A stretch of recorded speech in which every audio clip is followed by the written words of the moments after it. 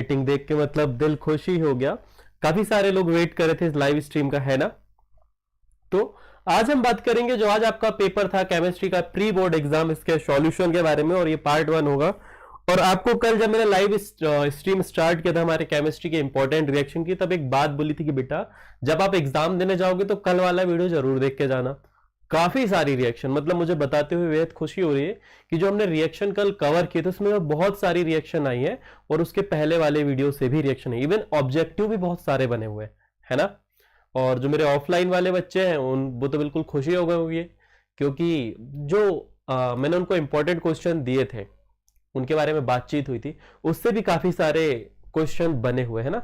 और जो अभी थोड़ी देर पहले पोल डाला था, गुड इवनिंग बेटा खुशी, गुड इवनिंग रानू, राधे राधे सभी को, उमांशी को, राधिका, लक्ष्मी, है ना, काफी सारे बच्चे, ऋषिका, गुड इवनिंग बेटा, गुड इवनिंग ऑल। करीना भी आ चुकी है। चलिए सभी लोग आ गए, मतलब ऑफलाइन वाले ऑलमोस्ट सारे बच्चे आ गए, ऑनलाइन वाले आने बाकी है, आ जाएंगे वो भी धीरे धीरे ना। तो काफी सारे क्वेश्चन आए हैं और आपके केमिस्ट्री का पेपर बहुत बढ़िया आया, मतलब जैसे कि आपके प्रीवियस 2 पेपर हुए हैं उससे तो काफी बेटर था, और ये था बोर्ड लेवल का एक पेपर, है ना। ऐसे ही पेपर आपको अभी ही बता दूं वार्षिक परीक्षा में भी देखने को मिलेगा। गुड इवनिंग बेटा समीक्षा। और जो पोल डाला था 14 से 15 लोगों ने वोट किया है, और काफी सारे लोगों ने ये बोल दिया कि भाई साहब हमारे 50 के ऊपर आएंगे, और 25 में से 15% जो वोट थे वो 60 नंबर पे थे, मतलब काफी सारे बच्चे ऐसे हैं जिनके अच्छे नंबर आने वाले हैं। और मैं यहाँ पर लाइव स्ट्रीम जब हमारी आगे स्टार्ट होगी तो मैं बता भी दूंगा कि किस किस के 50 प्लस आने वाले और किसके 60 के थोड़े से नियर बाय आने वाले हैं, है ना। मतलब ये मेरी गैसिंग है तुम लोगों के प्रति। चलो स्टार्ट करते हैं। सबसे पहले तो ये कुछ इस प्रकार से था, आप पढ़ लो निर्देश वगैरह जो भी लिखे हैं सामने, ठीक है। अब स्टार्ट करें आगे। तो सबसे पहला प्रश्न है, निम्नलिखित में से कौन सी इकाई विलयन की सांद्रता को उसकी वाष्प दाब से संबंधित में उपयोगी है, या संबंध बताने में उपयोगी है। पता नहीं आप लोगों ने इतना ध्यान से पढ़ा है कि नहीं पढ़ा है, जरा मुझे बताओ। ओके सर जी, राधे राधे सभी को, राधे राधे बेटा, पल्लवी सभी को, है ना। पहले वाले का ऑप्शन है निम्नलिखित में से कौन सी इकाई विलयन की सांद्रता को उसकी वाष्प दाब से संबंध बताने में उपयोगी है। एक्चुअली ऐसा होना चाहिए था, परंतु कोई बात नहीं। अब जरा तुम लोग मुझे बताओ कि तुम लोगों ने क्या लिख के आया है, क्या क्या किया हुआ है। गुड इवनिंग बेटा खुशी, राधे राधे, राधे राधे। बहुत खुश है खुशी, खुशी मतलब इतनी खुश है कि कितने बार उन्होंने मुझसे गुड इवनिंग बोल दिया है ना। आई नो बेटा कि काफी सारे ऑब्जेक्टिव जो आपने एक्सप्रेस सीरीज लगाई थी, फटाफट 40 लगाई थी, और जो हमारी अभ्यास सीरीज डली हुई थी उससे बहुत सारे ऑब्जेक्टिव आए। तो खुशी के भी 50 प्लस नंबर आने वाले हैं, ऐसा मैं गैस कर रहा हूं कि खुशी के भी 50 प्लस नंबर आएंगे, ठीक है। चलो करीना ने बिल्कुल सही जवाब दिया है। इसका बिल्कुल करेक्ट आंसर जो है वो है मोल अंश। ओहो, सबसे पहले वाले का जो आंसर है वो है मोल अंश। जिस भी बच्चे ने मोल अंश लिखा है अपने आप को ऐसा शाबाशी दे दो कि तुम्हारा जो ऑब्जेक्टिव है वो सही हो चुका है, ठीक है। जो वाष्प दाब है वो मोल अंश के समानुपाती होता है। आगे बढ़ते हैं। प्रतिरोध का व्युत्क्रम है, जिसने परसों नहीं रे, कल की क्लास लगाई थी मेरे से, उसे मैंने बहुत अच्छे से बता दिया था कि प्रतिरोध का जो व्युत्क्रम है, तुम बताओगे पहले तुम बताओगे, है ना। चलो मोल अंश लिखा है, मेरे को टीना नहीं दिख रही है, और खुशी का आंसर लक्ष्मी का आंसर नहीं आया है, यशिका का आंसर नहीं आया है, और हाँ राधिका क्या। तो आप सभी लोगों ने बेटा यही लिखा है ना, मोल अंश ही लिखा है। यदि मोल अंश लिखा है तो वेरी गुड। और चलिए अब रिया कुमरे का कमेंट आया है सेकंड का, चालकता। तो प्रतिरोध का जो व्युत्क्रम है बेटा वो चालकत्व होता है, ठीक है। यदि किसी व्यक्ति ने चालकता लिख के आ गया तो चालकता को आईयूपीएसी पद्धति के हिसाब से विशिष्ट चालकत्व कहा जाता है। यदि जिसने भी ये पाप किया है भाई साहब उसके 1 नंबर कट गए हैं, ठीक है। इसका मतलब होता है विशिष्ट चालकत्व। जिसने भी ये किया है गलत बात है, इसका सही आंसर है चालकत्व, ठीक बात। तो काट लो अपने एक नंबर, सेकंड का बी। यस, राधे राधे बेटा खुशी, राधे राधे। चलो कैडमियम किस संक्रमण श्रेणी का तत्व है? कैडमियम किस संक्रमण श्रेणी का तत्व है?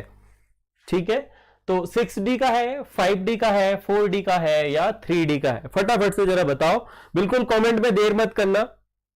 टीना, why she is not come, why is she not come, क्या दिक्कत हो गई? चलो थर्ड का बताओ, थर्ड का बताओ मुझे, थर्ड का हम आ चुके हैं। भूमिका ये बनाती, गुड इवनिंग बेटा, good evening good evening good evening. तीसरे का 4D, आवंधित जो आपका कार्बन है उससे सीधे हैलोजन जुड़ा हुआ होता है। ठीक है, मिला लेना रे भैया एक बार, है ना, एक बार फिर भी मिला लेना। ठीक है, चलिए आगे बढ़े। वाइनोलिक हैलाइड में जिस कार्बन से हैलोजन परमाणु जुड़ा होता है उस पर sp2 संकरण होता है। अब पांचवे पे जब हम आए कि कार्बोलिक अम्ल है, तो कार्बोलिक अम्ल बहुत बार जब आप फटाफट 40 लगाते थे तो वहां पर सर ने आपको बताई थी कि कार्बोलिक अम्ल का दूसरा नाम जो है वो फिनॉल है। आगे और बढ़े हम, आगे जब हम बढ़े छठवें वाले ऑब्जेक्टिव पे, है ना, छठवें वाले ऑब्जेक्टिव का भी मुझे बता दो। पांचवा वाला हो गया, छठवें वाले पे आओ, फट से फटाफट आते जाओ जरा।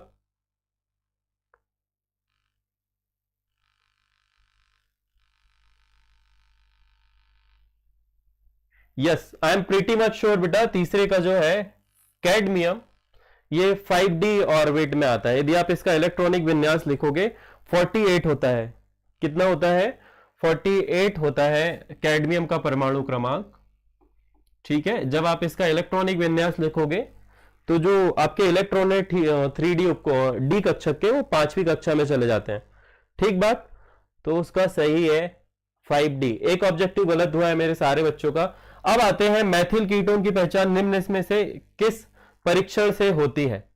तो फेलिंग विलियन, टॉलन अभिकर्मक और सिफ अभिकर्मक, इन सभी की पहचान हम HCHO और अच्छा सिर्फ HCHO यानी कि एल्डिहाइड के लिए करते हैं।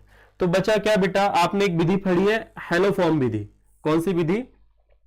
हेलोफॉर्म विधि, जिसमें हम आयोडोफॉर्म या फिर क्लोरोफॉर्म का प्रयोग करते हैं। किसके परीक्षण के लिए?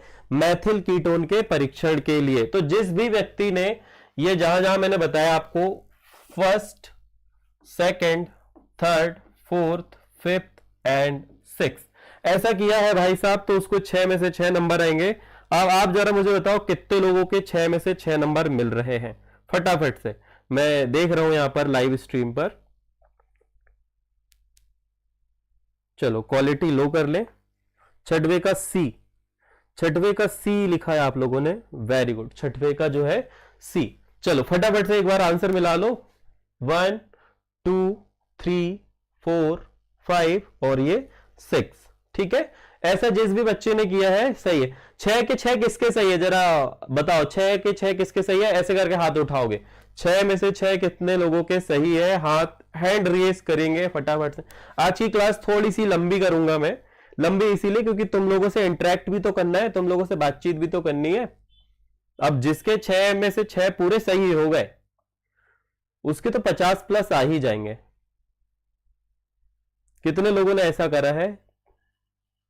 सर 6 में से 5। ओके, 5 5 5 5 5, चलो बढ़िया है, कोई बात नहीं। एक आध ऑब्जेक्टिव गलत हो गया पर अब से ध्यान रखेंगे आप लोग, है ना, ध्यान रखेंगे। यदि आपको ये चेक करना है कि 3D का है, 4D का है, 5D का है, 4D से स्टार्ट होती है संरचना ना, 3D से रेयर ही होगा।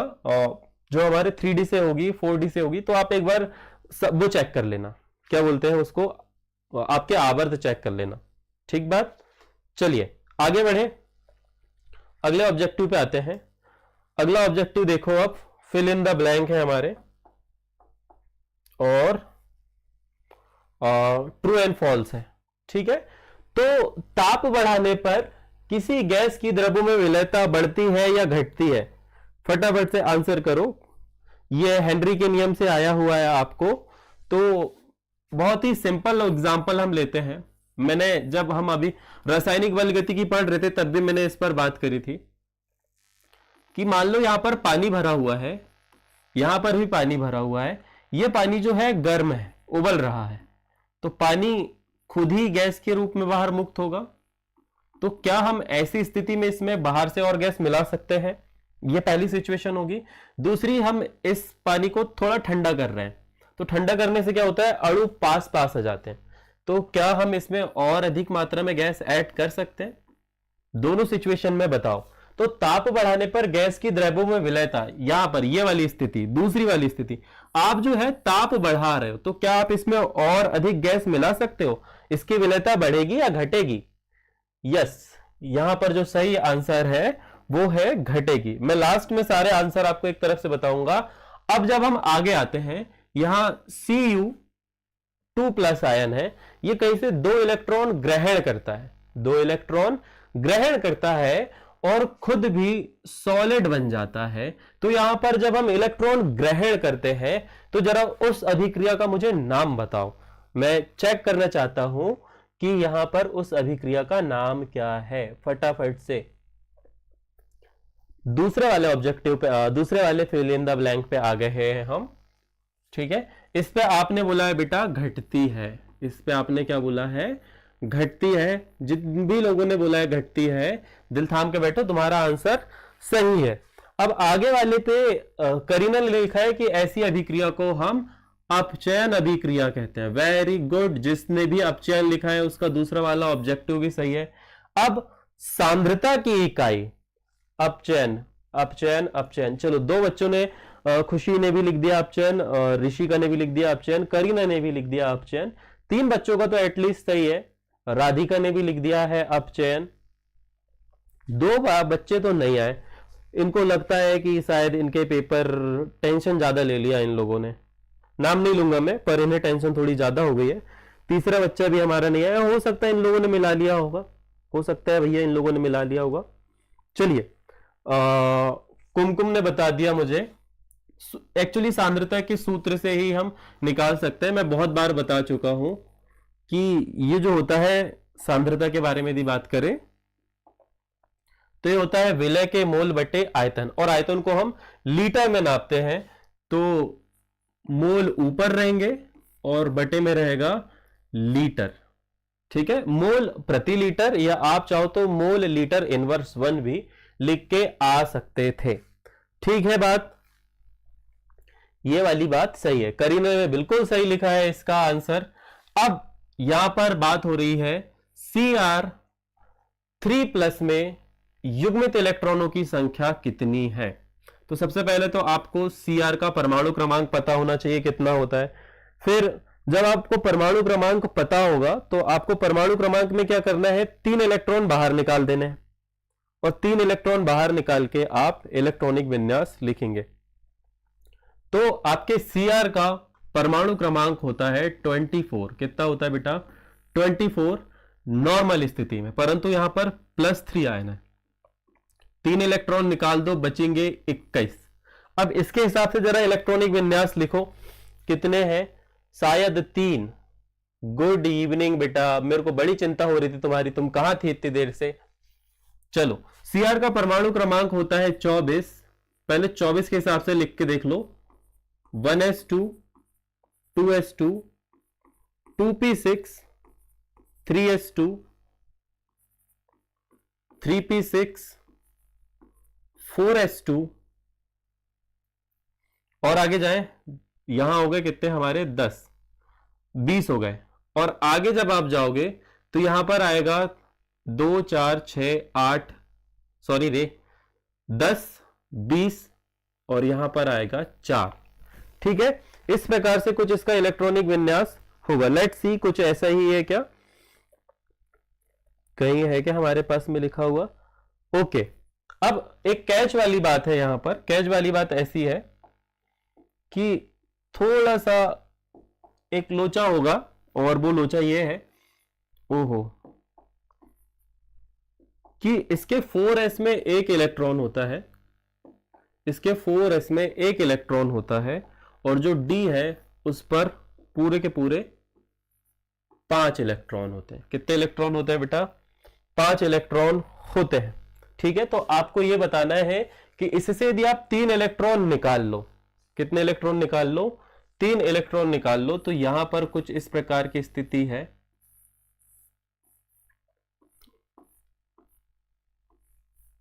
ऐसी, इन सभी पे एक एक इलेक्ट्रॉन है, निकाल लो। अब जब आप 3 इलेक्ट्रॉन इसके निकाल लोगे तो कितने अयुग्मित इलेक्ट्रॉन बचेंगे? एक ये वाला बचेगा, एक ये बचेगा और एक ये बचेगा। तो यहां पर इसका करेक्ट आंसर जो आएगा वो आएगा 3। ठीक है, एस उपकोष नहीं निकाल सकते यहां पर, कारण है कि एस उपकोष बेचारा ऑलरेडी 2 की जगह उस पर कितने इलेक्ट्रॉन है? एक ही इलेक्ट्रॉन है। ठीक है, तो यहां पर एस उपकोष इस प्रकार से आपको इसे सॉल्व करना था।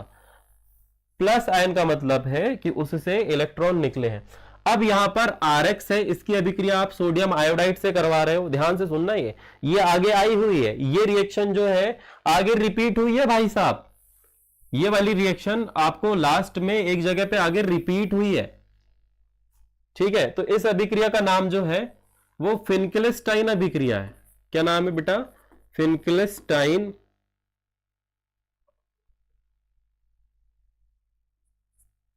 फिनकेलस्टाइन अभिक्रिया नाम है इसका। ओके, अब नेक्स्ट ऑब्जेक्टिव पे आते हैं। फॉर्मेल्डिहाइड का 40% जलीय विलयन। एक मूवी है साउथ की, उसका बारे में मैं कई बार जिक्र करा हूं, पता नहीं तुम लोगों ने सुना है कि नहीं सुना है। ठीक है, उस मूवी में जो खाना होता है उसे बचाने के लिए फॉर्मेलिन का प्रयोग करते हैं। ठीक है, फिनकेलस्टाइन अभिक्रिया, तो उसका जिक्र हमने किया था लास्ट टाइम पे। तो कोई बता सकता है कमेंट सेक्शन में? मैं फिर भी यहां पर लिख देता हूं, उसे बोला जाता है फॉर्मेलिन। क्या बोलते हैं उसे? फॉर्मेलिन। ठीक है, मतलब फॉर्मेलिन की यदि बात करें तो ये जो है HCSO का 40% जलीय विलयन होता है, और ये जो है चीजों को प्रिजर्व रखने के लिए, संरक्षित रखने के लिए किया जाता है, स्पेशली लाश वगैरह को। चलो, करीना ने बिल्कुल सही आंसर किया, क्या बात है। मतलब करीना, मैं बताऊं तुम्हें, करीना क्लास की छुपी रुस्तम है ना। करीना ये वो व्यक्ति है जिसके 60 के नियर बाय नंबर आने वाले हैं, 60 के बिल्कुल 50 और 60 के बीच में नंबर आने वाले हैं करीना के। तुम लिख लो कहीं कॉपी वॉपी में, अभी बता दे रहा मैं, है ना करीना। मतलब मेरी और मैडम की परसों चर्चा हो रही थी आपके बारे में कि इस बार केमिस्ट्री में सर हमें थोड़ा सा डर लग रहा है, परंतु मैंने बोला मैडम को, अच्छा ये बात मैंने ऑफलाइन नहीं बताई है बच्चों को, है ना, ये मेरा और मैडम का डिस्कशन था। तो मैं कहा मैं करीना पे वोट करना चाहूंगा अपना कि वो अच्छे नंबर लेके आएगी। हमें मालूम है कि कौन पढ़ता है और कौन नहीं पढ़ता है। ठीक है, तो करीना के आंसर सही आ रहा है, मुझे पता है उसके 60 के प्लस, 60 के नियर बाय आ जाएंगे नंबर। चलो, है ना बेटा, जरा स्माइल करते हुए हाँ ना कुछ तो लिख के भेजो। तुम्हारा उत्साहवर्धन कर दिया मैंने लाइव क्लास में। मुझे ऐसा लगता है ना, मेरा ये बोट है, मेरा मतलब मेरी ऐसी अंदर से वो आ रही है फीलिंग्स कि तुम्हारे 60 प्लस आ सकते हैं। तो क्या ये बात सही है? मैं इसे लॉक कर दूं? चलो आगे बढ़ते हैं, आप सत्य सत्य पे आते हैं। तो ये वाला जो कथन है आपका फर्स्ट वाला, गिब्स ऊर्जा नॉट, या गिब्स ऊर्जा नॉट ही बोलते हैं इसे, तो ये बराबर होता है इलेक्ट्रॉन, फेरेट और सेल नॉट के। ठीक है, क्या ये बात सही है? हाँ बेटा ये बात सही है, ट्रू है ये।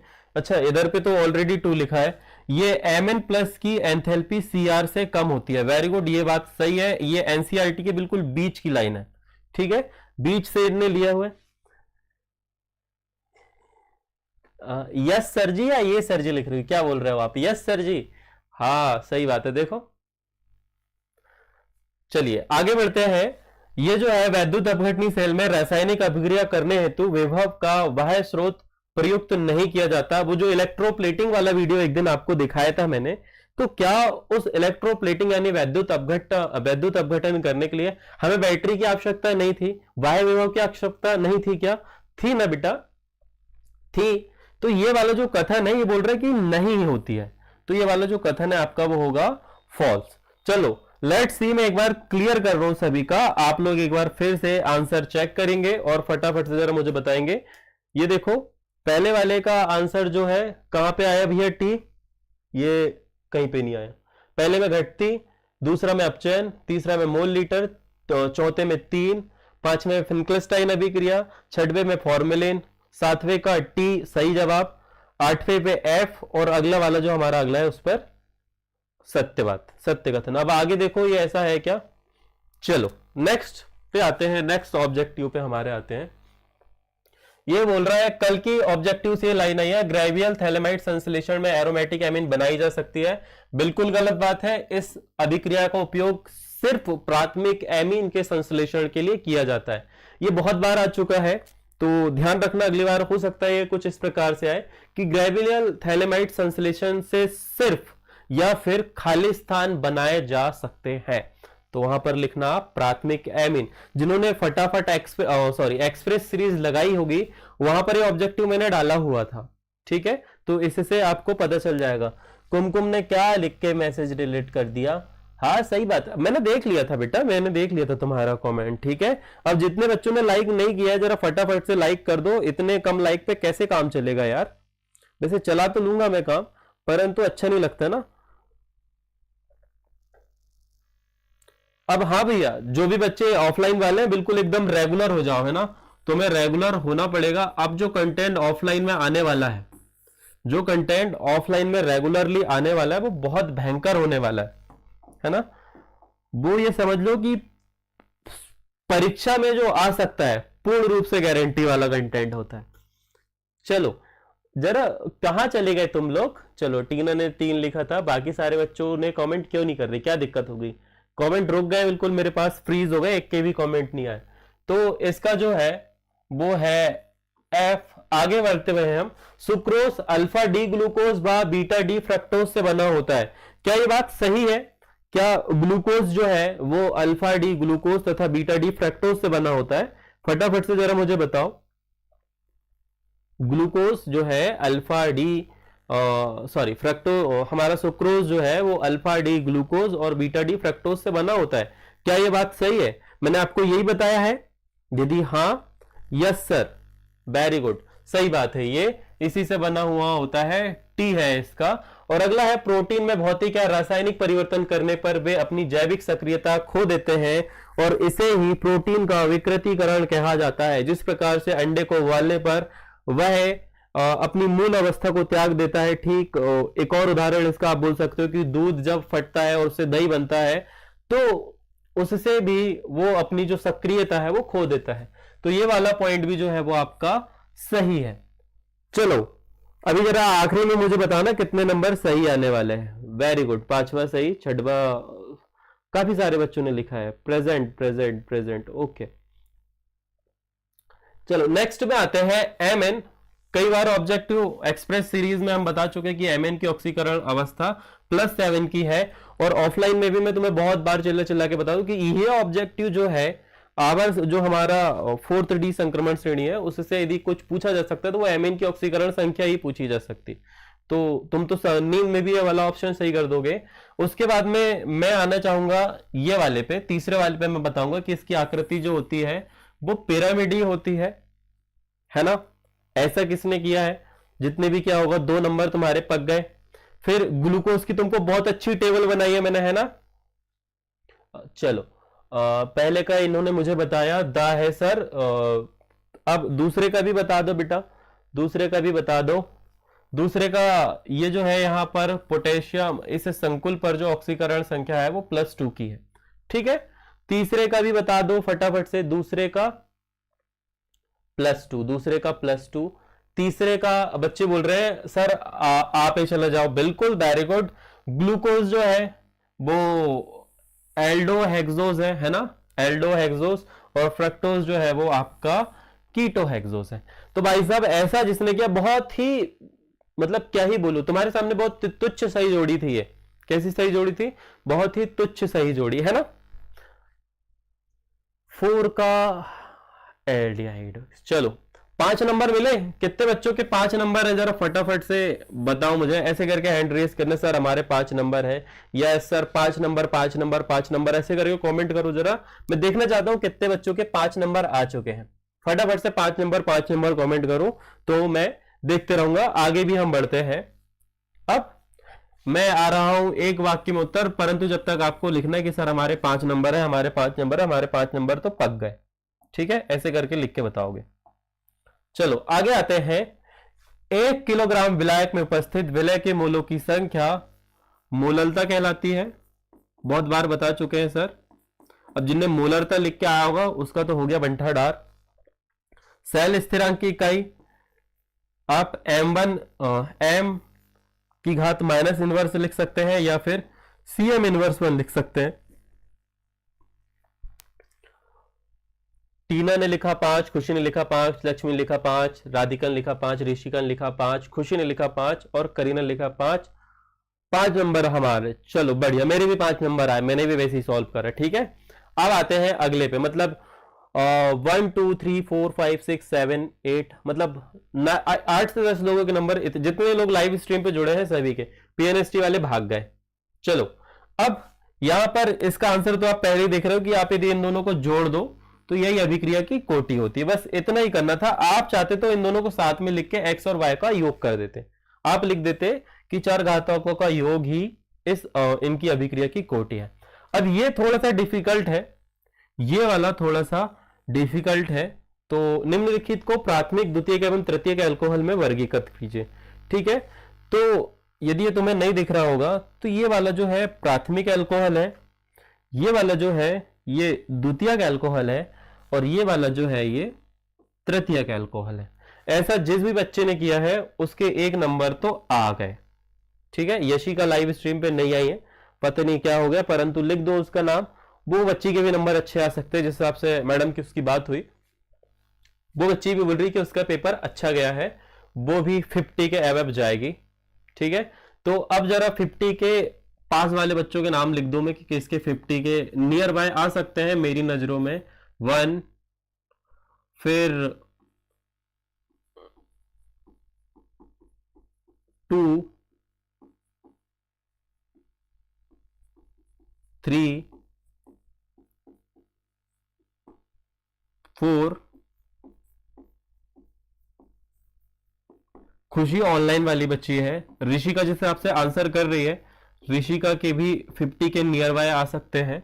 अच्छा इन लोगों के बारे में बता दूं कि 50 के, अच्छा राधिका हो गई, करीना हो गई, लक्ष्मी हो गई, खुशी हो गई, ऋषिका हो गई और यशिका भी, ठीक है। और समर बैच से यदि बात करूं तो समर बैच से समीक्षा के आ सकते हैं। समीक्षा यदि ये वीडियो देख रही है तो समीक्षा के भी, ये जो बच्चों के नाम मैंने लिखे हैं इन सभी के मेरे हिसाब से 50 के प्लस नंबर आएंगे, 50 के पास पास इनके नंबर आ सकते हैं। तो क्या मैं बोट लॉक कर दूं, तुम्हारे सबके 50 के पास नंबर आने वाले, 50 के बिल्कुल 50 के पार तो हो रहे हो तुम लोग, है ना। जैसा कि हम देखें, यदि मैं सोचूं तो ये 50 के पार तो तुम्हारे नंबर आ पाएंगे। क्या बात सही है? क्या ऐसा सही है मैं बोट कर दूं तुम्हारे ऊपर? यदि हाँ तो हाँ हाँ लिख देना जरा फटाफट से और मुझे बता देना, ठीक है। अब आगे बढ़ते हैं हम। चलो नेक्स्ट पे आते हैं कि उपरोक्त समीकरण का आपको उत्पाद लिखना है, इसका आपको उत्पाद लिखना है। तो यहां पर आपको ये देखना है कि कहां से आबंध टूटेगा। तो एक कार्बोक्सिलिक अम्ल बनेगा और एक अल्कोहल बनेगा, ठीक है। कार्बोक्सिलिक अम्ल बनेगा और अल्कोहल बनेगा, 2 चीजें बनेगी इस अभिक्रिया में। चलो इसे भी देखा ही लेते हैं यार, इसे जरा मैं पूरा मिटा दूं। सबसे पहले तो उसकी बड़ी संरचना बना लो कुछ इस प्रकार से, CH3 C double bond O। आगे जब आप जाओगे तो यहां पर है C2H5। इसकी अभिक्रिया आपको करानी है H2O से, 2 आयन बनेंगे, एक पॉजिटिव और दूसरा OH नेगेटिव। यहां से आबंध टूटेगा, इसके पास जाएगा कौन बेटा, H प्लस और इसके पास जाएगा OH प्लस। तो आपका बनेगा एक एथिल अल्कोहल, दूसरा बनेगा एथेनोइक अम्ल। 2 उत्पाद बन रहे हैं। अब जिस भी बच्चे ने ऐसा किया होगा उसके पूरे पे से पूरे आंसर सही हो जाएंगे, ठीक बात। ऐसा जिस भी व्यक्ति ने किया है वेरी गुड, तुम्हारे सही। चलो भुवनेश,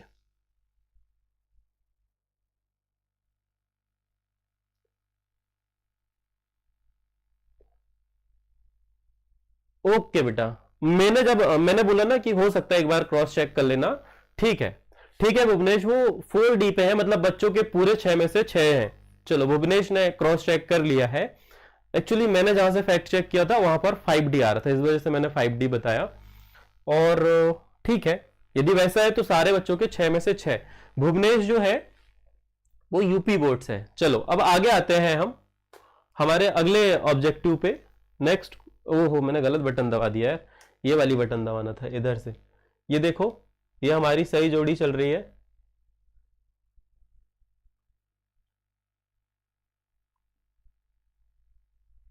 चलो आगे आते हैं अब यहां पर से। अब ये वाला तो पहले ही बता चुका है मैं कि बता दिया कि प्राथमिकता प्रतिरोधकता को इकाई सहित परिभाषित कीजिए और कोलराउस्की नियम का सूत्र।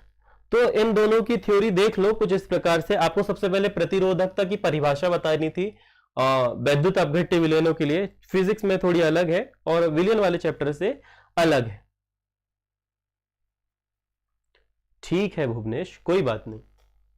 चलो आगे बढ़ते हैं। ये दो पीपीटी आपके सामने है। यहां पर चालक के लिए दिए हुए, किसके लिए दिए हुए बेटा?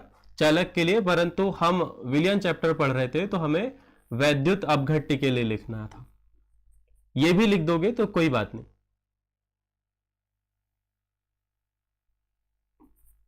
चलो वैद्युत अपघट्य के लिए आपको ये परिभाषा लिखनी थी, ठीक है। यहां से इसे हटा दूं। तो किसी चालक के इकाई अनुप्रस्थ काट के क्षेत्रफल और इकाई लंबाई वाले तार के प्रतिरोध को उसकी प्रतिरोधकता या विशिष्ट प्रतिरोध कहते हैं। सूत्र होता है रो बराबर R into L upon A upon L, ठीक है। और इकाई आपको ये लिखनी थी ओम इंटू मीटर, ठीक बात, ओम मीटर या ओम इंटू मीटर। चलिए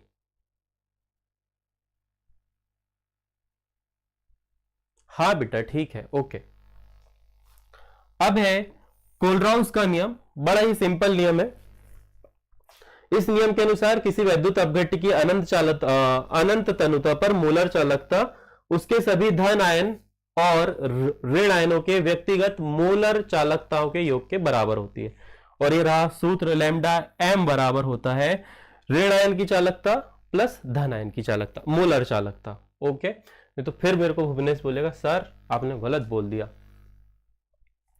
इसके लिए यदि बात करें आप तो आप ये लिख सकते हो परिभाषा प्रतिरोध की, 1 घन सेंटीमीटर वैद्युत अपघट्य का प्रतिरोध विशिष्ट प्रतिरोध कहलाता है या प्रतिरोधकता कहलाता है। किसके लिए? जब हम वैद्युत अपघट्य के लिए बात करें उसके लिए, ठीक है। चलो ये वाला पॉइंट तो हमने परसों के दिन ऑफलाइन पे भी डिस्कस कर लिया था।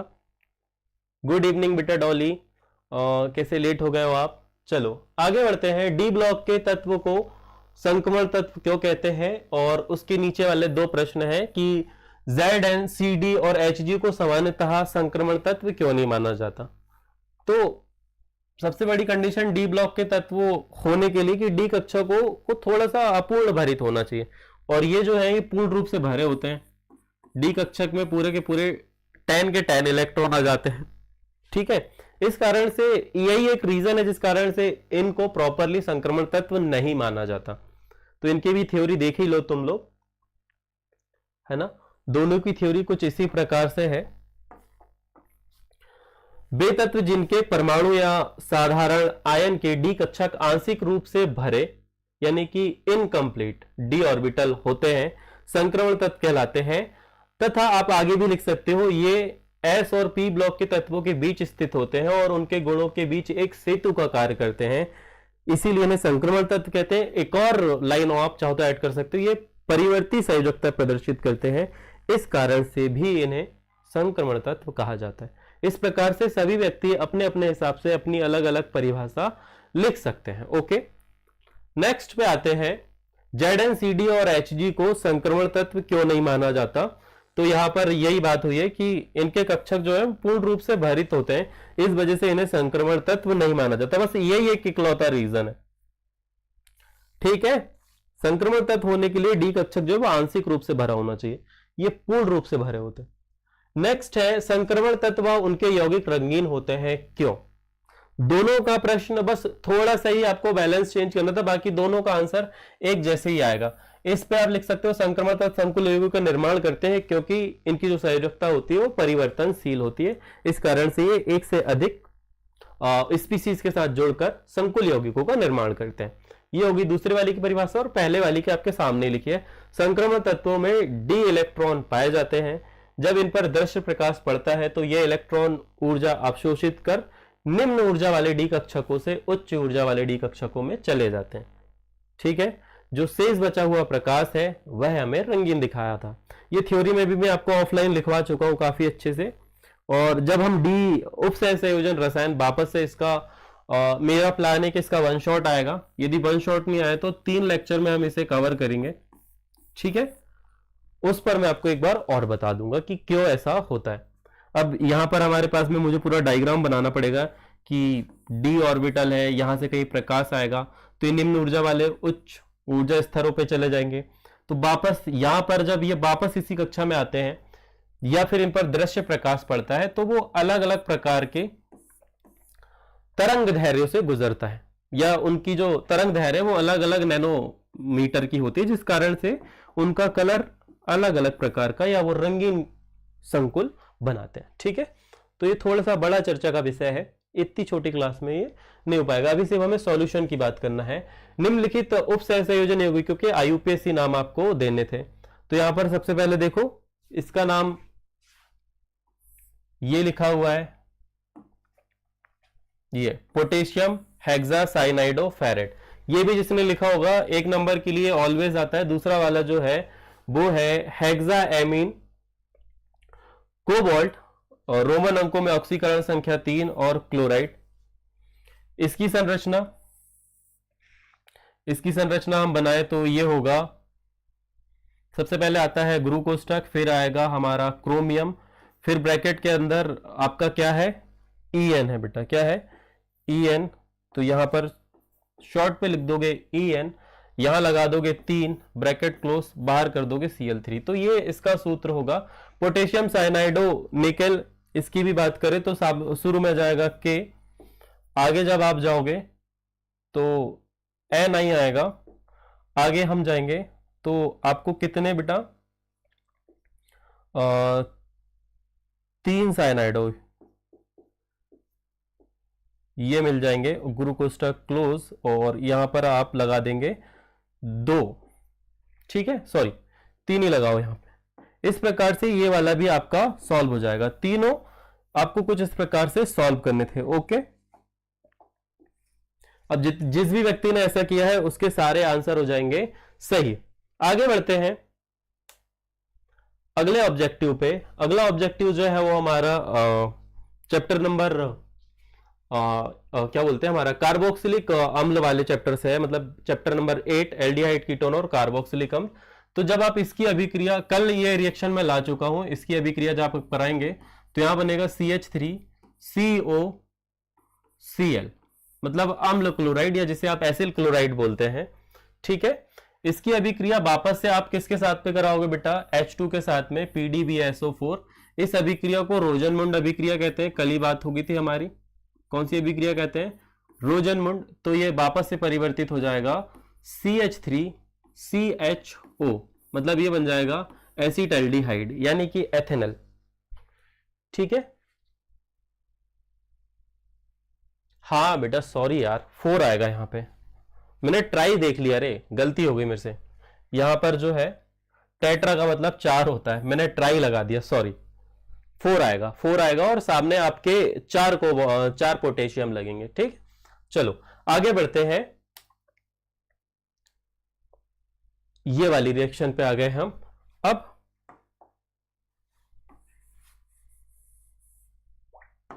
यहां पर जाते हैं।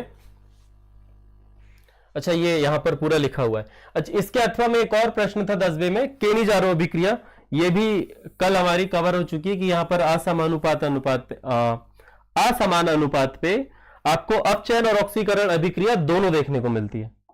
ठीक है, असमान अनुपात में तो आपका सबसे पहले बनता है मैथेनल, और अगला आपका बना था पोटेशियम फॉर्मेट। ठीक है, 2 उत्पाद बने थे। जिस भी व्यक्ति ने ऐसा किया है वो अपना क्या बोलते हैं, 1-1 नंबर के थे प्रश्न, एक एक नंबर के, नहीं सॉरी 2 नंबर के लिए था ये प्रश्न, जिसने भी ऐसा किया होगा उसके 2 नंबर आ गए होंगे। चलो आगे बढ़े। फिर से अगला ऑब्जेक्टिव, कल वाली जो रिएक्शन पढ़े उससे बहुत सारी रिएक्शन आई है आपके क्वेश्चन पेपर में, प्री बोर्ड में। हॉफमैन ब्रोमाइड निम्नीकरण अभिक्रिया और कार्बिल एमीन अभिक्रिया किए थे कल का कवर हम लोगों ने। तो देखो ये आ गई, यहां पर सबसे पहले अभिक्रिया हुई है एमाइड के साथ में। एमाइड के साथ में जब अभिक्रिया होती है हॉफमैन ब्रोमाइड होती है, और कार्बिल एमीन अभिक्रिया जो है वो आपके नाइट्रल या फिर साइनाइड के साथ होती है। ठीक है, नाइट्रल या साइनाइड के साथ में अभिक्रिया होती है। हम Br2 लेते हैं और क्षारीय माध्यम लेते हैं, जिससे हमें प्राप्त हो जाता है क्या, हमारा प्राथमिक एमीन। क्या प्राप्त होता है बेटा, प्राथमिक एमीन, साथ में सोडियम कार्बोनेट NaBr और H2O। इसके अलावा जब हम नाइट्रल के साथ में अभिक्रिया करवाते हैं क्लोरोफॉर्म और KOH की, तो वापस हमें प्राप्त हो जाता है, सॉरी यार गलती हो गई, फिर से एक छोटी सी मिस्टेक, इसे नाइट्रल नहीं कहा जाता, इसे नाइट्रल नहीं कहा जाता है, इसे कहा जाता है प्राथमिक एमीन। क्या कहा जाता है इसे, प्राथमिक एमीन। ओके, पता नहीं मेरा ध्यान कहां है आज, इसे कहा जाता है नाइट्रल, नाइट्रल या फिर आप इसे साइनाइड बोलते हैं। ठीक है, नाइट्रल या फिर साइनाइड इसका नाम है। आगे बढ़े, यहां पर 3 KCl और 3 H2O आपको प्राप्त हो गए।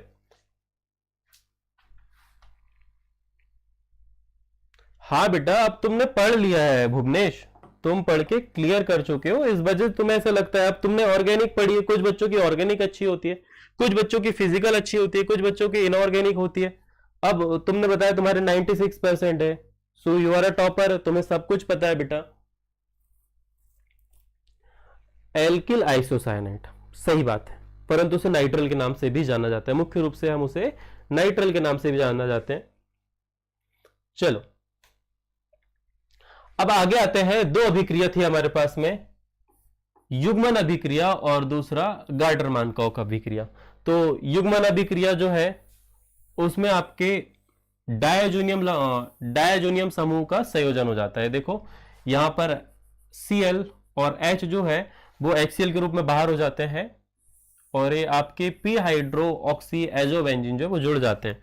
सिमिलरली जब हम इसकी अभिक्रिया किसके साथ में कराते हैं, आपकी एरिल एमीन के साथ में करवाते हैं, तो इस स्थिति पर भी आपके पी एमिनो एजोवेंजिन जो है जो बन जाते हैं, साथ में जुड़ जाते हैं, दोनों आपस में जुड़ जाते हैं। इस कारण से इस अभिक्रिया को युग्मन अभिक्रिया कहते हैं। कल भी हम इसे कवर कर चुके हैं, और जैसा कि मैंने आपको बताया था कि गार्डरमान कॉक अभिक्रिया एक बार यहां पे आई है, एक बार आगे भी आई है, 2 बार आ चुकी है गार्डरमान कॉक अभिक्रिया। तो ये देख लो, सॉरी ये वाली अभिक्रिया गार्डरमान कॉक अभिक्रिया नहीं है, ये गलती से ये पीपीटी यहां पर लग चुकी है। ठीक है, गार्डरमान कॉक अभिक्रिया शायद ये वाली नहीं है, बाय मिस्टेक के पीपीटी में यहां पर ऐड हो गई। ठीक है, आगे हम इसे एक बार और समझ लेंगे, ये वाली अभिक्रिया गार्डरमान कॉक अभिक्रिया नहीं है। चलो नेक्स्ट, फिर से आ गई रोजनमुंड अपचयन अभिक्रिया, थोड़ी देर पहले भी हमने देखा था।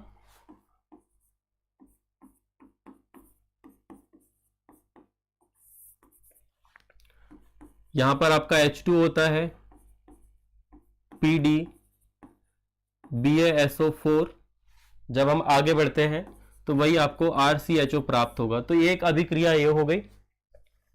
ठीक है, आगे जब आप देखोगे है क्या हमारे पास में कोई ऑप्शन, कट गया है ना।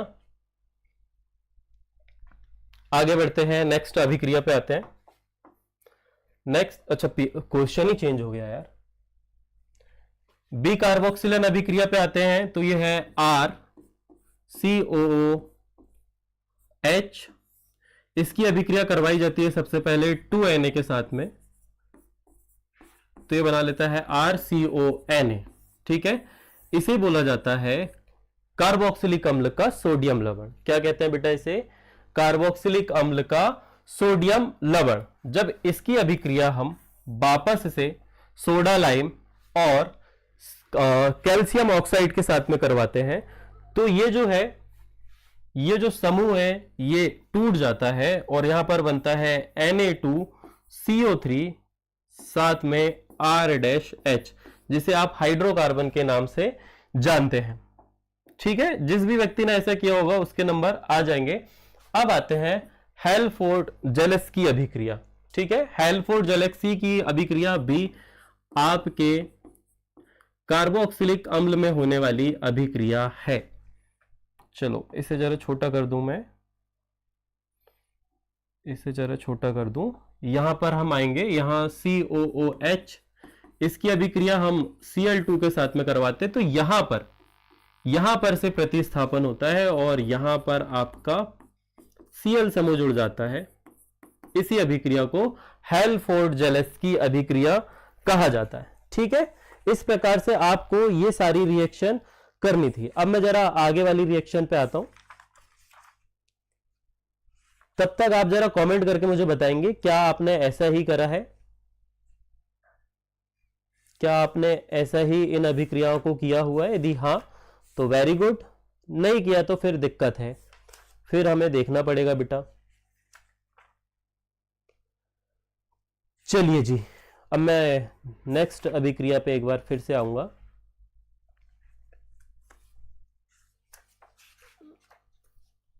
कौन सी अभिक्रिया रह गई है, एक बार लेट्स सी।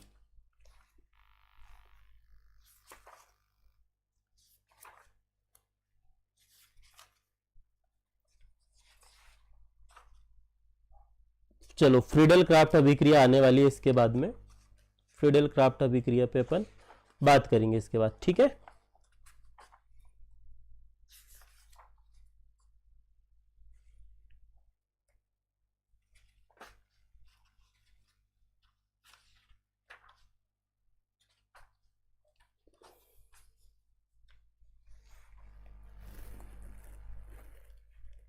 हाँ, गार्डरमान कॉक अभिक्रिया से भी बेंजल्डिहाइड ही बनता है, परंतु वाली जो अभिक्रिया थी वो गार्डरमान कॉक अभिक्रिया नहीं थी बेटा।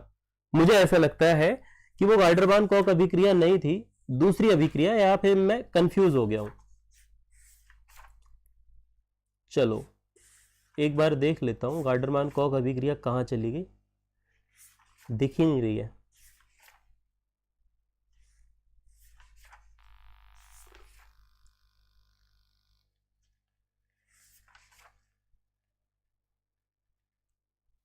वो जो वहां पर हमारे सामने आई थी ना, वो एक्चुअली इटार्ड अभिक्रिया थी। हाँ, गार्डरमान कॉक अभिक्रिया मिली हमें। गार्डरमान कॉक अभिक्रिया एक्चुअली CO2 के साथ, कार्बन मोनोऑक्साइड के साथ में होती है। ठीक है,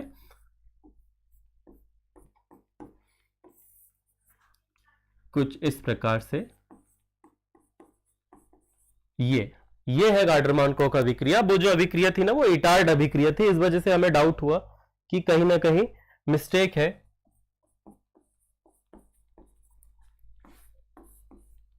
ये कुछ इस प्रकार से आपका बेंजल्डिहाइड बनता है और ये सही रिएक्शन है बेटा। ठीक है, इस प्रकार से जिन भी बच्चों ने ऐसी रिएक्शन सॉल्व किया है उसका सही हो जाएगा, बाकी देख लो। तो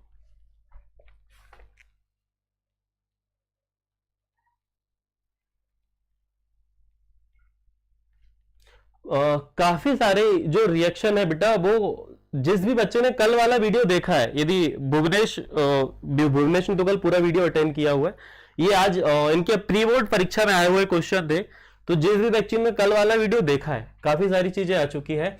अब यहां पर ये थोड़ा सा मिस टाइपिंग है मेरे हिसाब से, एथिल क्लोराइड है वो, तो C2H5Cl। ठीक है, इसकी अभिक्रिया आपको किसके साथ में करवानी बेटा, सोडियम आयोडाइड के साथ में NaI। और यदि आपने शुरू से देखा है तो फिर से फिंकलेस्टाइन, अब मैंने आपको बताया था कि ये 2 बार रिएक्ट और रिपीट हुई है, तो ये यहां पर रिपीट हुई है। ठीक है, इस प्रकार से आप ये कह सकते हो कि अभिक्रिया कितने बार आ गई, 2 बार आ गई। अब ये एनिलीन का नाइट्रोजन मिश्रण करवाना है आपको, तो सिंपल है, ये ले लो, ये हो गया आपका एनिलिन। अब जब हम इसका नाइट्रोजन करवाएंगे तो ये होगा HNO3, साथ में H2SO4 आपको लेना है, तो आपको एक नहीं 3 उत्पाद प्राप्त होंगे। एक की जगह आपको 3 उत्पाद प्राप्त होंगे। मतलब ये वो अभिक्रिया है जहां पर NO2 समूह ऑर्थो स्थिति पर भी जुड़ता है, पैरा स्थिति पर भी जुड़ता है। चलो ये मैंने जोड़ दिया कहां, पैरा स्थिति पर। और आगे वाला ये हो गया मेटा स्थिति पर। तो ये करवाना था आपको। अब ये रिएक्शन शायद फर्स्ट टाइम पे आई है, मेरे हिसाब से पहली बार आई है एमपी बोर्ड में। तो इस प्रकार से इस अभिक्रिया में आपको तीनों उत्पाद देखने को मिलेंगे। ठीक है, कितने उत्पाद देखने को मिलेंगे बेटा? तीनों उत्पाद देखने को मिलेंगे। तो सबसे पहला, सबसे अधिक जो उत्पाद बनने वाला है वो पैरा स्थिति वाला बनता है। ऑलवेज सबसे अधिक उत्पाद ये वाला बनेगा, उससे कम शायद ये होगा और सबसे कम ये वाला होगा, लास्ट वाला। ठीक है, तो एक बार हाँ ऐसा ही है। इसकी यदि बात करें तो ये 51% है, ये 47% है और ये सिर्फ 2% है। यदि आपको मात्रा भी लिखनी हो तो आप लिख सकते हो। अब आगे आते हैं, ये बोल रहा है कि क्लोरोफॉर्म का ऑक्सीकरण करवाना है। तो ये रहा CHCl3 प्लस O2। यहां आपको UV लाइट लगेगा जिसके कारण पे यह बन जाएगा COCl2। ठीक है, और ये जो यही जो चीज है आपकी, ये कैसी चीज है बेटा? ये वाली जो चीज है सर, ये क्या कहते हैं उसे? बड़ा अच्छा सा नाम है यार इसका। इसका नाम तो फॉस्जीन है ना, इसका नाम तो आप बोल सकते हो, इसका नाम है फॉस्जीन। और यही आपको ऑक्सीकरण करके मुख्य उत्पाद के रूप में बनाना था। ठीक है, बाकी यदि आप इसको 2 ले लो तो साथ में HCl के भी 2 अणु प्राप्त हो जाएंगे। इस प्रकार से ये वाली रिएक्शन भी आप कर सकते हो। ठीक है, इसके सामने भी 2 लगा दो तो आपका रासायनिक समीकरण जो है वो पूर्ण रूप से बैलेंस हो जाएगा। ठीक बात, तीनों अभिक्रिया कर लो 3 नंबर पक्के। फॉस्जीन। चलो नेक्स्ट अभिक्रिया में आते हैं। क्लोरोबेंजीन की निम्न अभिक्रिया को केवल रासायनिक समीकरण लिखना है। तो चलो रासायनिक समीकरण लिख लेते हैं। ये रहा आपका क्लोरोबेंजीन कुछ इस प्रकार से। नाइट्रोकरण करवाना है तो ऑलवेज HNO3 लगेगा, साथ में थोड़ा सा H2SO4 लगेगा। 2 उत्पाद बनेंगे। एक बार Cl यहां पर रहेगा, पैरा स्थिति पर आपका NO2 समूह जुड़ जाएगा और अगले उत्पाद पे आपका ऑर्थो स्थिति पर जुड़ेगा। ये हो गई पहली रिएक्शन। इसके नीचे आप लिख लेंगे मुख्य उत्पाद। ये शायद मैं कल बता चुका हूं आपको, ये वाला होगा आपका अल्प उत्पाद। ध्यान रहे न्यूमेरिकल वाला सेक्शन मैं बहुत जल्दी लाने वाला हूं। जो हमारे न्यूमेरिकल क्वेश्चन है वो कल या परसों में, या फिर जो आपकी वार्षिक परीक्षा होगी ना उसके नियर बाय में आपको न्यूमेरिकल क्वेश्चन का सॉल्यूशन भी मिल जाएगा इस चैप्टर का। ठीक है, मतलब आपके एग्जाम पेपर का न्यूमेरिकल सॉल्यूशन भी मिल जाएगा। अब आते हैं सल्फोनेशन अभिक्रिया पे। तो सल्फोनेशन अभिक्रिया डायरेक्ट, चलो किस किस को मिटा दूं मैं। सल्फोनेशन पे सिर्फ यहां H2SO4 रहने देते हैं, यहां पर और यहां पर जो हमें जोड़ना है वो जोड़ना है SO3H और यहां पर भी आपको जोड़ना है SO3H। ठीक है, बाहर आप चाहो तो H2O को बाहर निकाल सकते हो, पानी बाहर निकाल दो भैया, इस पे पानी बाहर भी निकलता है थोड़ा बहुत। तो ये होगी सल्फोनेशन अभिक्रिया। और आगे बढ़े थोड़ा सा, एक ही रिएक्शन पे सब कुछ करवा देते हैं। अगली अभिक्रिया है आपकी फ्रीडल क्राफ्ट अभिक्रिया। तो फ्रीडल क्राफ्ट अभिक्रिया के लिए थोड़ा सा ये वाला भाग भी मुझे छोटा करना पड़ेगा, और जब मैं इसे छोटा करूं तो यहां पर आप लेंगे मैथिल क्लोराइड, यहां पर आपको लेना होगा AlCl3। ध्यान रहे जब भी फ्रीडल क्राफ्ट अभिक्रिया होती है तो AlCl3 आता ही आता है। इस स्थिति पे वापस से आपको यहां पर जोड़ देना है क्या, CH3। एक बार CH3 यहां पर जोड़ देना है। ठीक है, यहां पर H2O बाहर नहीं होगा भाई साहब, यहां पर आप HCl बाहर निकालेंगे। पहली वाली में भी HCl बाहर निकला था। ठीक है, तो ये हो गई फ्रीडल क्राफ्ट अभिक्रिया। ठीक है, ये तीनों रिएक्शन जिसने ऐसा किया होगा उसके 3 नंबर पक गए, उसके सारे सारे नंबर सही हो गए। अगली रिएक्शन पे आते हैं हम। अगली रिएक्शन कोई है क्या? हाँ, अगली रिएक्शन है ना सर, 4 नंबर पे आई थी ये रिएक्शन। कितने नंबर पे आई थी? 4 नंबर पे। जब मैंने वन शॉट कवर करवाया था आपके अल्कोहल फिनॉल ईथर का, उस समय पर्टिकुलरली इस अभिक्रिया पे आधे घंटे दिए थे अपने। कितने घंटे दिए थे? आधे घंटे। तो जिस भी व्यक्ति ने नहीं देखा है, सिर्फ टालुइन नहीं बनेगा बेटा, सिर्फ टालुइन नहीं बनेगा, क्लोरीन उसके साथ में ही रहेगा, क्लोरीन नहीं हटेगा। ठीक है, आप बोल सकते हो पी क्लोरोटालुइन और ओ क्लोरोटालुइन। ठीक है, इस प्रकार से दोनों संरचनाएं बनेंगी। आपने शायद टालुइन बना दिया। टालुइन जो है, यदि टालुइन हमें बनाना है तो हम बुट्स फीटिंग अभिक्रिया का प्रयोग करते हैं। टालुइन जो है वो बुट्स फीटिंग अभिक्रिया से बनता है। ओके, एक्चुअली रिएक्शन इतनी ज्यादा हो जाती है ना 12th में, या फिर जब भी आप आगे जाओगे तो इन रिएक्शन का पुलाव बन जाता है। क्या बन जाता है? पुलाव। तो जब जैसे ही पुलाव बनना स्टार्ट हो, सबसे अच्छा है कि उनका माइंड मैप बनाना शुरू कर दो। उनका जो है वो माइंड मैप बनाना शुरू कर दो। तो जैसे यदि तुम गलत भी करोगे, तुम्हारा दिमाग बोलेगा कि भाई साहब ये गलत हो रहा है। चलो आगे बढ़ते हैं। इस अभिक्रिया का बेसिक चरण तो लिख दूं मैं? इस अभिक्रिया का बेसिक चरण तो लिखा ही नहीं है एक्चुअली। यहां पे सीधे बोला है कि सबसे पहले बोला है कि एल्कीन से अम्ल रूपेली जल योजन द्वारा अल्कोहल बनाने की विधि का रासायनिक समीकरण। सबसे पहले रासायनिक समीकरण लिखते हैं। ये रहा आपका एल्कीन। ठीक है, इसकी अभिक्रिया आपको जल के साथ करवानी है। ये रहा जल। अब ध्यान रहे, यहां पर आपको उत्प्रेरक लेना पड़ेगा H2SO4, हल्का सा थोड़ा सा गर्म भी करना पड़ेगा, गर्म पानी। तो इससे ये परिवर्तित हो जाएगा CH3CH2OH में। तो आपको ये बताना कि भाई साहब ये जो अभिक्रिया हुई, ये जो अभिक्रिया हमने कराई इतनी देर से, इसकी क्रिया विधि की थी क्या ऐसी होगी? इसके तीनों चरण लिखे। तो प्रथम चरण में जो H3O+ है, ये इलेक्ट्रॉन रागी आक्रमण करता है और प्रोटोन से कार्ब कैटायन बनाता है। ठीक है, ये देखो यहां पर सबसे पहले H2 जो है वो H2SO4 से एक हाइड्रोजन लेगा और H3O+ आयन बना लेगा। अब इसके पास में क्या है? एक हाइड्रोजन थोड़ा ज्यादा है। अब ये एल्कीन के संपर्क में आएगा कौन? आपका H3O। तो यहां पर से एक हाइड्रोजन, वो भी प्लस आवेशित। कैसा? प्लस आवेशित जो है वो इस पर आक्रमण करेगा, और इस पर जैसे ही आक्रमण करेगा, ध्यान रहे H+ के रूप में आ रहा है। इसका मतलब क्या है? अपना इलेक्ट्रॉन ये जल के पास छोड़ के आ रहा है। एक्चुअली जल नॉर्मली 2 आबंध बनाते हैं, यहां पर 3 आबंध बन चुके हैं। तो यदि उसे अपने आप को बैलेंस करना है तो उसे किसी ना किसी का इलेक्ट्रॉन लेना पड़ेगा। तो वो किसका ले लेता है बेटा? हाइड्रोजन का इलेक्ट्रॉन ले ही लेता है, जिस कारण से यहां पर H+ आयन बच जाता है।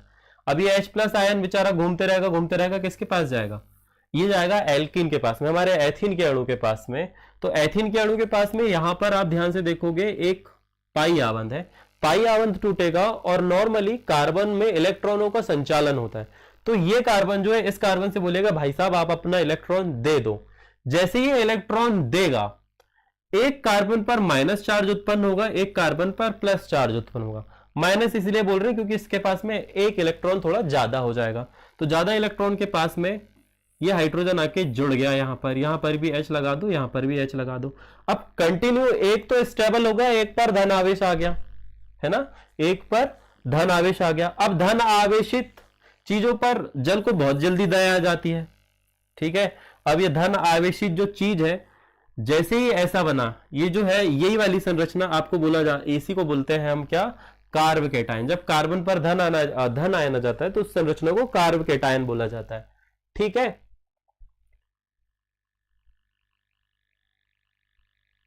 सर जी सही किए हैं हमने, आपने जैसा बताया। वेरी गुड बेटा करीना, वेरी गुड, वैसे ही करना था। अब ये वाला भी समझ लो। मैंने जब ये रिएक्शन में ऑफलाइन में तुम्हें पढ़ा रहा था तब बोला था कि इसकी क्रिया विधि आएगी। देखो आ गई, है ना?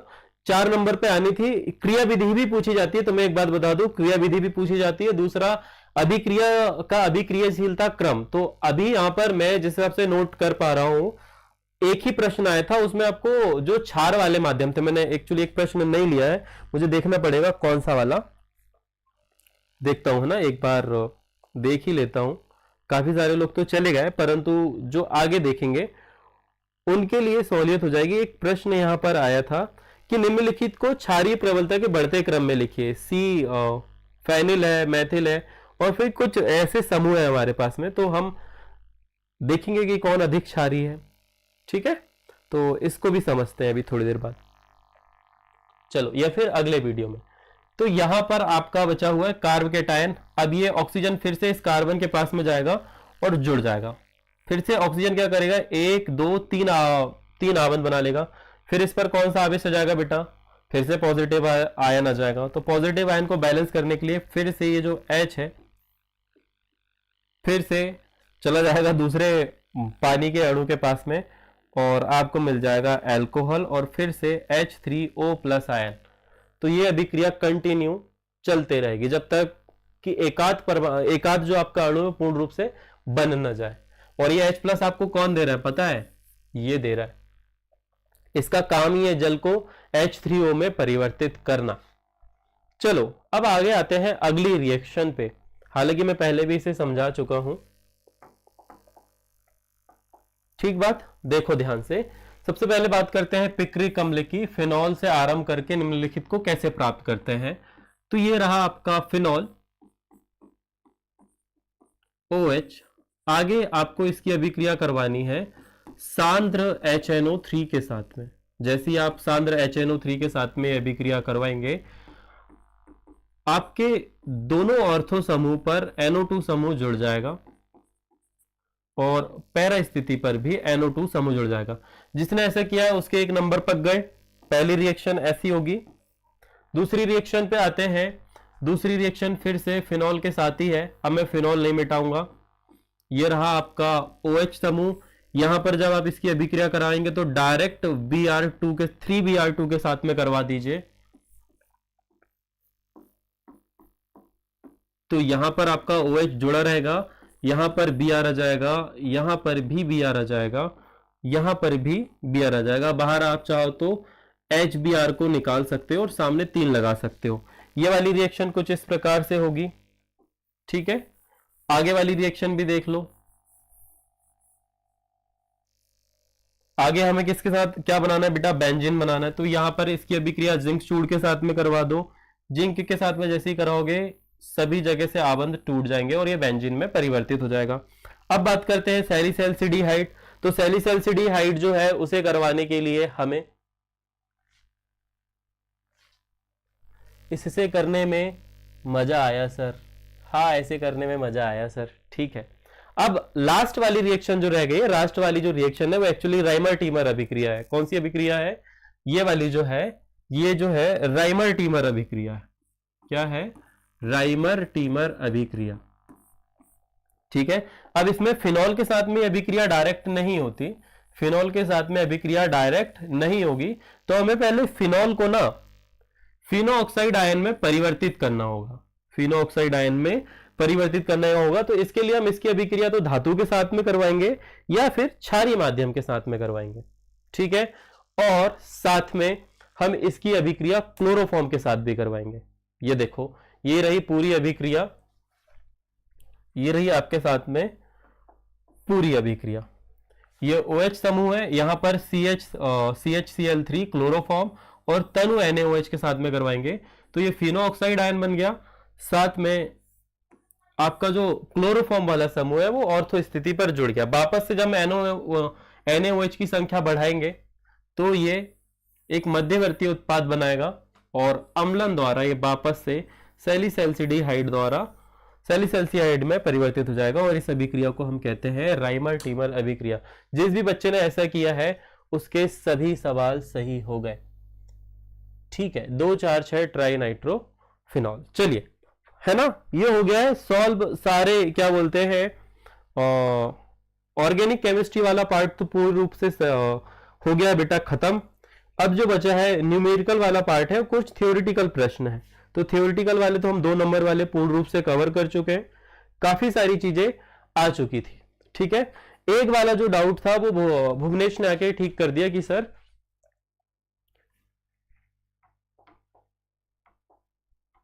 यहां पे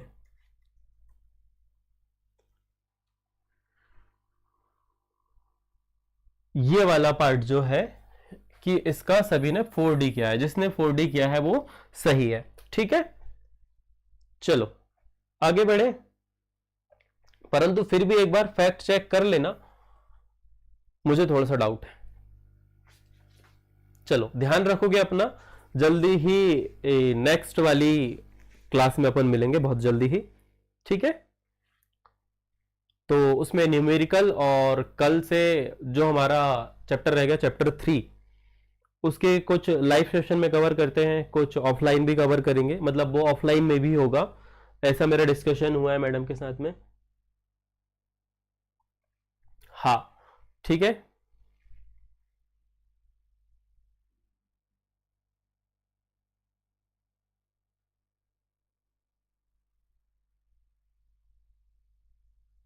चलो जिस जिस भी बच्चे ने देखा होगा, जैसे जिसने ऐसे रिएक्शन करे होंगे उसके तो ऑर्गेनिक केमिस्ट्री मैंने बता ही दिया था कि जो भी ऑर्गेनिक केमिस्ट्री वाला पार्ट 12th में अच्छा करते हैं, स्पेशली एमपी बोर्ड में, उसके नंबर ज्यादा आते हैं। जिससे ऑर्गेनिक केमिस्ट्री नहीं बनती उसका तो भट्टा ही बैठ जाता है ना। तो ऑब्जेक्टिव और ऑर्गेनिक केमिस्ट्री दोनों पे थोड़ा ज्यादा फोकस करना है। चैप्टर 1, 2, 3 से न्यूमेरिकल प्रश्न आएगा एक 4 नंबर का, इस बात पे तो मैं पूर्ण रूप से श्योर हूं। ठीक है, तो मिलेंगे नेक्स्ट वाली वीडियो में बहुत ही जल्द। उपसय संयोजन रसायन या रासायनिक बलगतिकी दोनों में से कोई एक चीज कंटिन्यू होगी, साथ में वन शॉट या माइंड मैप के थ्रू स्टडी। जो रिएक्शन बहुत ज्यादा हो गई है इन्हें थोड़ी कम करते हैं, बहुत ज्यादा रिएक्शन हो गई पिछले 2 दिनों में, 30 दूनी 60 या 70 रिएक्शन हम कवर कर चुके हैं, है ना। तो चलो, देख रहे थे तुम लोग, सभी लोग देख रहे थे, है ना। तो आ जाएंगे 50+ नंबर आ जाएंगे सभी के, 50+ तो आ जाएंगे, कुछ बच्चों के तो आएंगे 50+। ठीक बात।